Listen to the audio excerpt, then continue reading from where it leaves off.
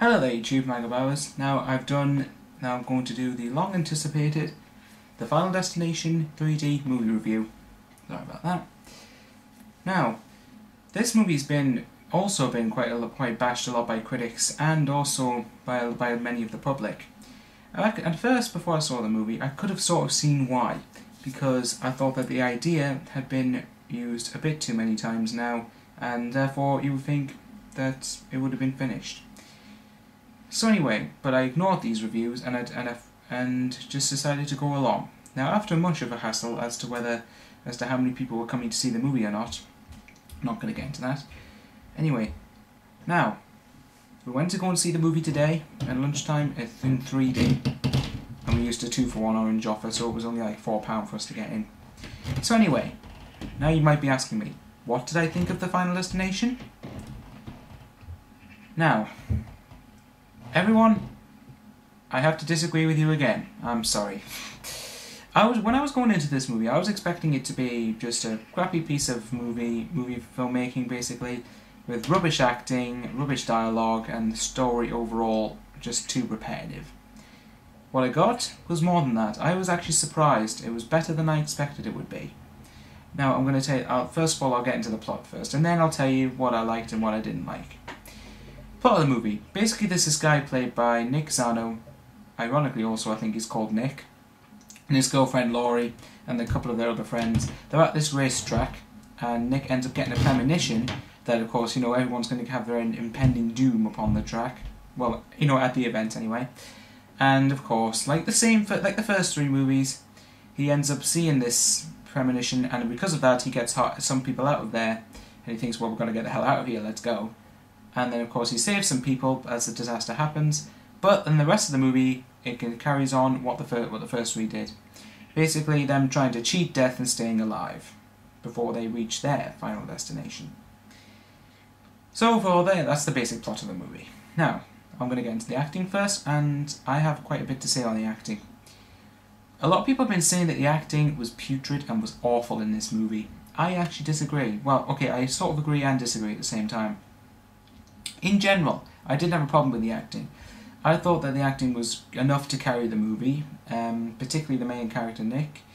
Admittedly, yes, he did. I think he did have a few wooden lines in places. Sometimes he could have been better. But, there was enough to carry the movie. I wasn't too bothered by it.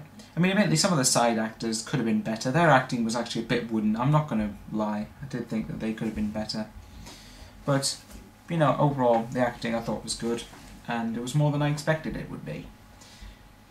So now I'm going to get into what I liked about it and what I didn't like about the movie. Now, again, like I said, I was expecting to see this piece of crap movie, and I didn't expect it to be what it was. Now, there was some pros and cons to this movie. Now, just because I like the movie doesn't mean it didn't have flaws. It did have some. But first I'm going to get into what I liked about it. Now, what I liked about the movie was the opening disaster. There was a bit of a mixture for this. My opinions on this opening disaster sequence. I thought it was going to be right silly, but it ended up being done really, really well. I ended up thinking that it was well choreographed, well gory, and I was ending up having fun with it. Admittedly, it was a bit anticlimactic, I have to say. I think the opening disaster a little bit, but hey, it was overall very good.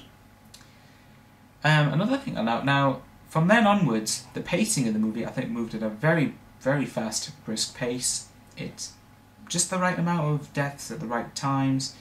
It didn't go too quickly. It didn't drag. I liked that. I liked the pacing of the movie, and of course, and it made it more fun. And speaking of fun, that's another thing I liked about it. It was a fun ride. It was a fun ride thriller that I don't think many people are appreciating at the moment, but I can sort of see why that is. Anyway.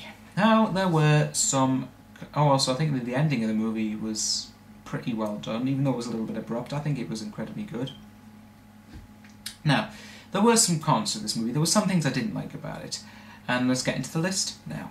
Now, one of them was... I said that the acting was a bit wooden in places. Yes, it was. Some of them, it kind of sounded like they were just reading off the page. It didn't sound like they were doing anything useful with their characters. It didn't sound like they were having much fun, but that was just nitpicking in regards to the acting.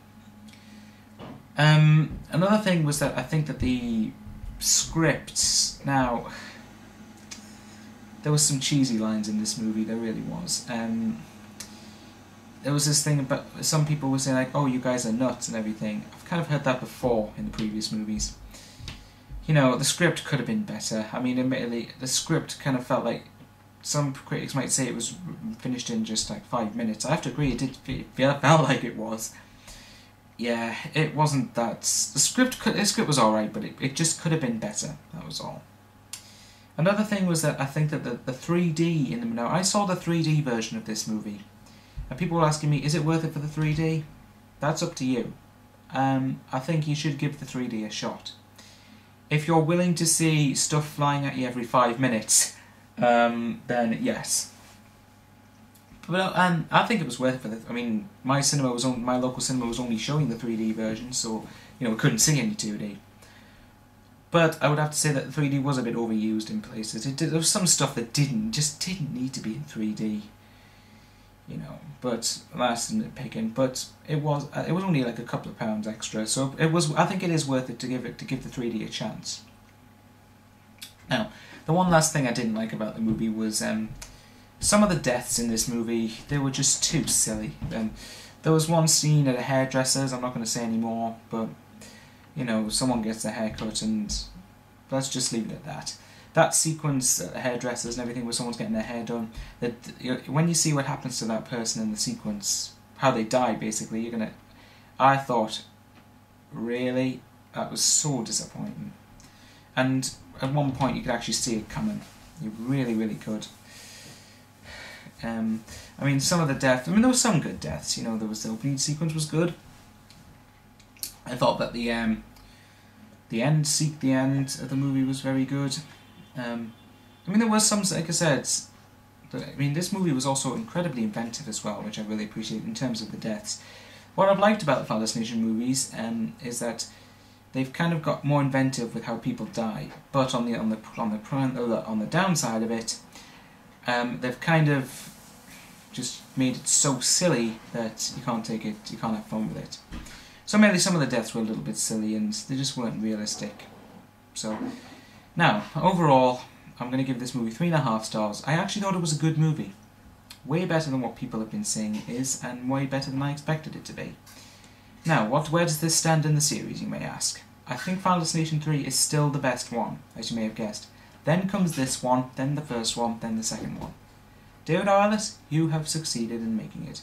However, I'm asking the filmmakers, please do not make a 5th movie, because there does not... While I enjoyed it, the idea is you've run out of ideas now.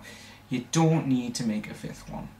Okay, and I've heard online that on IMDb, the frequently asked questions section for this movie, that Craig Perry, the producer, said this was the last of the series. Thank goodness for that. So overall, 3.5 out of 5 for the Final Destination 3D. I suggest you give it a go. If you don't like it, then don't blame me if you think your money's wasted, because, so, you know, there were some problems with this movie, but you don't really know unless you give it a try. And I ended up enjoying it. So, 3.5 out of 5. Still think the third one's the best. So, until next time, YouTube, Michael Bowers, signing out.